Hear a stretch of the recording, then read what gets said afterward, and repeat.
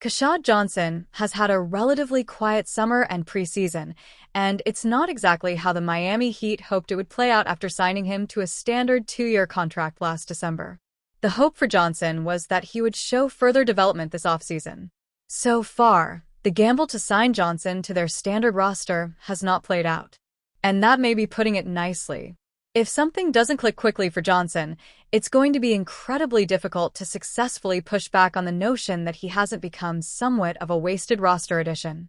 It's hard to imagine Johnson breaking the Heat's rotation unless it is out of complete desperation, and for a team that is short on talent, having a player that isn't expected to add much to the roster isn't a good development. I don't believe that anyone inside the Heat's organization is ready to give up on the Johnson experiment, but it's pretty clear that this move hasn't paid off much, if at all. Not yet. Kashad Johnson's preseason showcase. In pretty consistent minutes, 23 miles per gallon, through the first 5 games of the Heat's preseason, Johnson has averaged 6 points, 4 rebounds, and 3 assists per game on 42% shooting from the field overall. The fact that he hasn't made the most of his opportunity for the Heat in the preseason, while they've been nursing multiple injuries to key rotation players, is not great. It doesn't give the team any confidence that they've made the right decision by betting on Johnson. At this point, there's a very real chance the Heat may have bet on Johnson, and it simply didn't pay off. In theory, it's tough to blame the Heat. There's a lot to like about Johnson as a raw prospect.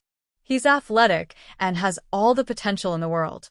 Especially in a great developmental system like the Heat's, you'd imagine that taking a gamble on Johnson would pay off. That hasn't happened, and in the final year of his contract, there isn't much hope that Johnson is ever going to develop the way the Heat believed. And listen, this is not an extremely costly move by Miami. He didn't cost much, and it was a low-risk flyer. But with a guaranteed roster spot, it certainly has limited the Heat in what they can and couldn't do without waiving him this past summer. There are times when even the best front offices in the world miss on a player. I suppose it's still early, but it does feel as if that's exactly what happened to Miami with Johnson. Erik Spoelstra, the acclaimed head coach of the Miami Heat, is gearing up to take the reins of Team USA, a significant role that comes with immense expectations as the nation prepares for 2 major international basketball events in the coming years. With the FIBA Basketball World Cup in Qatar set for 2027 and the Summer Olympics in Los Angeles a year later, Spoelstra is acutely aware of the need for his program to carve out its own identity, distinct from the renowned Heat culture that has defined his coaching philosophy in Miami. A unique approach to Team USA. In a recent interview, Spoelstra was candid when asked whether he would integrate elements of Heat culture into his strategy for the national team. "I don't know about that. USAB has its own culture," he remarked, emphasizing the uniqueness of the U.S. basketball program. "That's what's such a privilege, to be a part of the history and the illustrious legacy of USAB. What I love about it is it's so much different than the NBA. Everybody plays a different role." Spoelstra's acknowledgement of the distinct culture that exists within Team USA highlights his understanding of the nuances that come with coaching a national squad. While he has built a reputation based on the principles of hard work and dedication in Miami, principles that have propelled the Heat to 3 NBA championships, leading Team USA will demand a different approach. His roster will likely be filled with elite talent, a stark contrast to the often underdog mentality he nurtured in Miami, where undrafted and unproven players have thrived under his guidance. Embracing unselfishness in talented lineups. As Spoelstra prepares for this new chapter, he is already expressing excitement about the unselfishness that characterizes many of the players he will coach. The dynamic among elite athletes can be complex, but Spoelstra is optimistic. "I love it when the players just raise their hand and say, 'I want to be a part of it, and I'm willing to do whatever,'" he shared. His emphasis on sacrifice and role acceptance is telling of his leadership style, one that values teamwork over individual accolades. He is invigorated by the prospect of players who are willing to step back from the spotlight, willing to play a supporting role rather than seeking to be the primary option. "I'm going to sacrifice. I'm wanting to play a different role. I'm not going to be the number 1 option. I'm willing to be a role player," Spoelstra noted, underscoring the honor he feels in representing the country through basketball. His commitment to fostering this sense of teamwork will be crucial as the national team aims for success on the world stage. A journey from assistant to head coach. Transitioning from his previous role as an assistant coach under Steve Kerr, Spoelstra now faces the challenge of leading Team USA with a vision that honors the traditions of U.S. basketball while infusing his unique perspective as a coach. His dedication to the principles of hard work and team cohesion will be tested as he navigates the complexities of managing a collection of the nation's best players. As the basketball world looks ahead to the upcoming international competitions, Spoelstra's willingness to embrace the unique culture of Team USA reflects a refreshing approach that prioritizes collective success over individual recognition.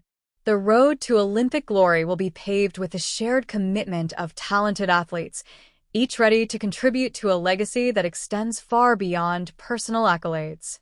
The Miami Heat, famously, refuse to ever tank or rebuild. Bless their hearts. If Miami wants to go all in, and you know they do, now would be the time. The Eastern Conference is weaker than ever before, and the Heat already boast two All-Stars in Tyler Herro and Bam Adebayo. Add in Norman Powell, who the Heat traded for this summer, and they are dark horse contenders. However, Powell is coming off one excellent season.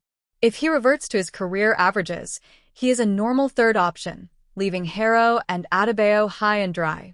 In 4 preseason games, both his shooting and scoring have taken a dip. It's far too early to panic, although if he doesn't return to his near all-star level play, Miami might have to rethink some things. Miami Heat could add Lauri Markkanen. In Miami's constant effort to remain in the playoff picture, the Heat have been linked to Lauri Markkanen.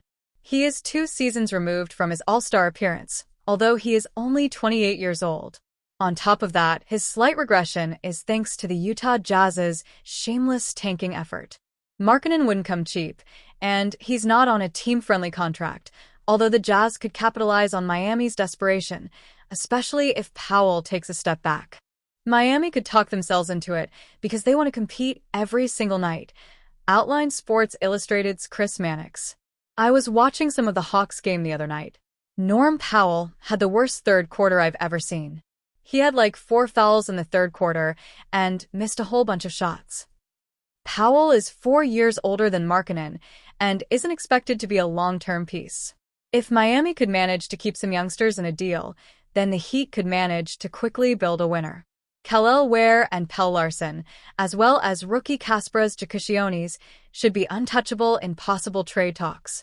Mock Trade sends Lauri Markkanen to Miami Heat. The only way the Heat would entertain a deal is if Powell remains disappointing through the new year. If he finds his footing, Miami is expected to stay the course. The Jazz, clearly, will want players on expiring deals, young players, and draft picks. The Heat have the assets to get a deal done, although it won't give the Jazz the instant gratification they might crave. Full mock trade details. Miami Heat receive Lauri Markkanen. Utah Jazz receive Norman Powell, Terry Rozier, 2029 first-round pick, 2031 first-round pick, 2032 pick swap. Both Powell and Rozier are on expiring deals, and the Heat can retain Andrew Wiggins, either for his defense or his trade value to replenish the draft pick supplies.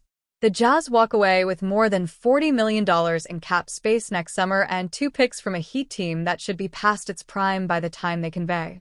Utah might prefer draft picks in the near future instead of waiting around for up to half a decade, but beggars can't be choosers.